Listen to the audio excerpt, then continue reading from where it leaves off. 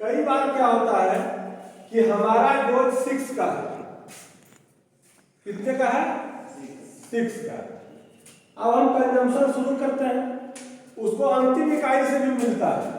जैसे पहली से 30 मिला, दूसरी से 25 मिला, चौथी से 20 मिला, चौथी से 15 मिला और पांचवी से 10 मिला। 100 हो गया ना?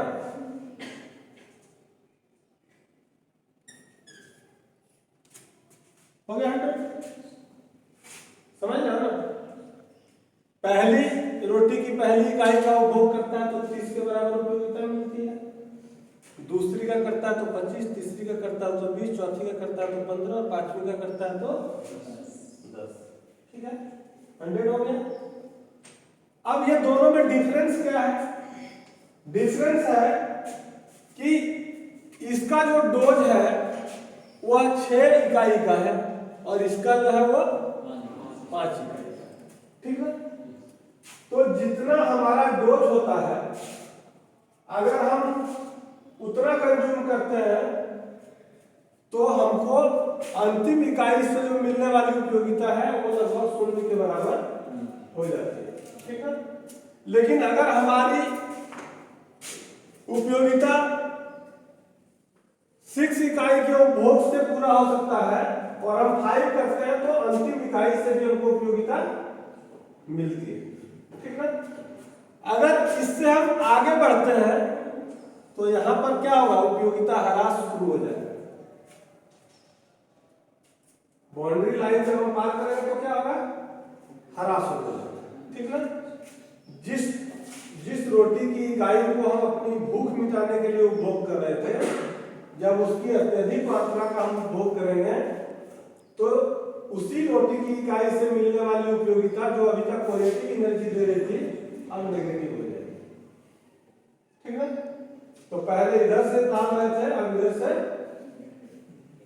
निकलना शुरू हो जाएगा। ठीक है, इसीलिए हम लोग कहते हैं excess of everything is bad. ठीक है, अति किसी भी चीज का अच्छा नहीं है। तो टू द पॉइंट हम उसकी उपयोगिता का एनालिसिस कर रहे हैं। ये उपयोगिता जो हमको विभिन्न इकाइयों से मिलती है, शुरुआत में हमको सबसे अधिक मिलती है और जैसे जैसे हम एक के बाद एक इकाइयों का उपभोग करते चले जाते हैं उस वस्तु से मिलने वाली सीमांत उपयोगिता घटती चली जाती है या कम होती जाती है। किसकी तुलना में? अगली इकाई की तुलना में वह घटता चला जाता है। ठीक है, समझ गए बात को? अब यह उपयोगिता केवल यहां ही लागू नहीं होता है। यह जो उपयोगिता ह्रास है वह केवल यहां ही लागू नहीं होता है। आप इसके बाहर के क्षेत्रों में भी जाएंगे, वहां भी आपको यह ह्रासमान दिखाई पड़ेगा। ठीक है, चाहे वह उत्पादन का क्षेत्र हो, उपभोग का क्षेत्र हो, व्यापार का क्षेत्र हो, अध्ययन का क्षेत्र हो। ठीक है, हम जब किसी काम को प्रारंभिक तौर पर शुरू करते हैं तो वहां हमारे अंदर उस काम को करने का जो जज्बा है वह अधिक होता है, यानी हम पूरी दिलचस्पी के साथ उस काम को शुरू करते हैं और जैसे जैसे उस काम को करना प्रारंभ करते हैं धीरे धीरे हमारी ऊर्जा जो है वह कम होने लगती है। ठीक है, आप इमेजिन करो जब आप फर्स्ट डे स्कूलिंग का एजुकेशन कंप्लीट करके कॉलेज में एडमिशन कराए हो, मन में बहुत उत्साह होगा, तुम कॉलेज आ गए। फर्स्ट डे जब तुम्हारी किताबें दुकान से खरीद के आती होगी तो तुमको बहुत उत्साह होता होगा, नया किताब आ गया, सब पढ़ना है। ठीक है, तो केवल उपभोग के क्षेत्र में ही नहीं, किसी भी क्षेत्र में जब हम जाते हैं और उसका पूरा एनालिसिस करते हैं तो यह समझ में आता है कि शुरू में हम ज्यादा ऊर्जावान होते हैं, हम ज्यादा उत्साह के साथ काम शुरू करते हैं और धीरे धीरे वह उत्साह कम होने लगता है। क्लास कॉलेज का शुरू हुआ, अभी तुमको जो संख्या दिख रही है वो संख्या कुछ दिन के बाद समझ में आएगी कैसे उत्साह घटता है, ठीक है। तो आप सामाजिक जीवन में भी जाकर के इसका एनालिसिस कर सकते हो। मैं इसलिए इन सारे विषयों की बात कह रहा हूं क्योंकि अर्थशास्त्र जीवन के हर कदम पर, हर क्षेत्र में, हर समय लागू होता है, चाहे वह अध्ययन का क्षेत्र हो, चाहे जीवन यापन का क्षेत्र हो। आप उन लोगों के बारे में सोचो जिनकी शादी तुरंत तुरंत होती है, बहुत गरीब परिवार का व्यक्ति होता है, तब भी फर्स्ट 1 2 3 4 मंथ जो है वह अच्छा भोजन की व्यवस्था परिवार के लोग करते हैं कि उसको ये एहसास नहीं हो जाए कि हम आर्थिक रूप से विपन्न परिवार में या गरीब परिवार में आ गए हैं। इसलिए उसकी आर्थिक अवस्था अच्छी नहीं होने के बावजूद भी अच्छा भोजन अवेलेबल कराता है फर्स्ट टाइम। तुम्हारे घर में कोई गेस्ट आते हैं तो अमूमन जो दिनचर्या है भोजन का, उसकी क्वालिटी में और वैरायटी में परिवर्तन हो जाता है ना? ऐसा क्यों होता है? क्योंकि बेचारे 1-2 दिन के लिए आए, थोड़ा अच्छा करो, बाकी तो जो एज यूजुअल जो चल रहा है वो चलेगा ही नहीं। तो हम सब लोग इसको जीवन के हर क्षेत्र से जोड़ करके समझ सकते हैं। तो उपभोक्ता संतुलन में कब होता है? जब वह जो बजट सोच करके जाता है उस बजट के अनुरूप वह वस्तुओं को क्रय कर पाने में सफल हो जाता है। अगर उस अनुरूप वह क्रय कर पाने में सफल नहीं होता है तो उसको संतुलन या संतुष्टि की अवस्था में पहुंचने में दिक्कत होती है। मानसिक तौर पर क्योंकि हम संतुलन का एहसास कब करते हैं, कहां से करते हैं? मानसिक रूप से। संतुष्टि का आभास हमको कब होता है ना?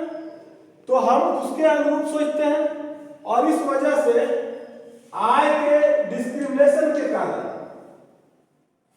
समाज के हर एक व्यक्ति की जो आय है वह अलग अलग है और वह उसके अनुरूप वस्तुओं और सेवाओं की मात्रा का उपभोग करता है। एक ही वस्तु का कोई व्यक्ति मार्केट में जाता है 1 kg एप्पल परचेज करता है, दूसरा व्यक्ति जाता है वह ½ kg करता है, तीसरा व्यक्ति जाता है वह क्वार्टर, है ना? तो ये उसके इकोनॉमिक लेवल को आइडेंटिफाई करता है कि वह उसी वस्तु की मात्रा को कम क्यों खरीद रहा है। और इकोनॉमिकल जो डिस्क्रिमिनेशन है उसको इक्वल भी नहीं किया जा सकता कि क्योंकि यह क्या है, वह व्यक्ति के टैलेंट पर डिपेंड करता है, उसके मेहनत पर डिपेंड करता है, उसके लेवल पर डिपेंड करता है, उसके ऑनेस्टी पर डिपेंड करता है या उसके वर्किंग स्टाइल पर डिपेंड करता है, ठीक है। तो आप या कोई व्यक्ति या कोई व्यवस्था इस दृष्टि से समानता नहीं ला सकता है। मान लो कि तुम 24 घंटे में 15 घंटा पढ़ते हो, अब कोई व्यक्ति 5 घंटा ही पढ़ता है, दोनों का मार्क्स बराबर कैसे हो सकता है? हो सकता है? नहीं हो सकता। इसलिए उपभोक्ता अपने अपने आय के स्तर के अनुरूप विभिन्न प्रकार की वस्तुओं और सेवाओं का क्रय करता है और उसके हिसाब से वह संतुष्टि का एहसास करता है, ठीक है। तो अब MU और TU को कैसे हम लोग ये करेंगे? विभिन्न इकाइयों से, वस्तु की विभिन्न इकाइयों से जो उपयोगिता मिलती है उन सभी को जोड़ देंगे तो क्या हो जाएगा? TU हो जाएगा, ठीक है ना। और MU कैसे निकालेंगे? आइदर 1 प्लस और माइनस, टोटल में से एक को कम कर देंगे या एक को बढ़ा देंगे तो टोटल में जो डिफरेंस होगा वह क्या हो जाएगा?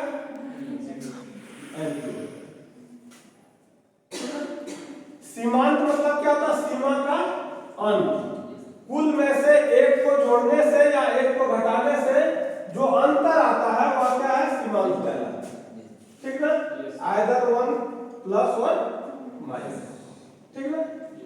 इसलिए हम जितनी भी वस्तु की जितनी भी इकाइयों का उपभोग करते हैं, यदि उन इकाइयों में एक इकाई को हम जोड़ दें या एक को घटा दें, तो कुल में जो अंतर आएगा, डिफरेंस जो होगा, वह क्या होगा, सीमांत हो जाएगा, ठीक है ना।